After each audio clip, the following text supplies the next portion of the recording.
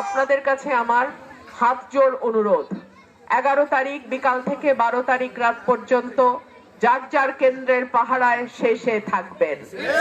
একটা জাল ভোট যেন কেউ দিতে না পারে। আমার একটা হাঁসও যেন কোনো শিয়াল চুরি না করে। গুনে গুনে হাঁস আপনারা খোয়ারে তুলবেন। 15 বছর হাল চাষ করলাম, বীজ দিলাম, ধান লাগাইলাম, ফসল কাটার সময় যদি মরুভূমি আসে কেমনটা লাগে? ঠিক আছে, আমার হাঁস আমার চাষ করা ধানই খাইবো। ঠিক আছে,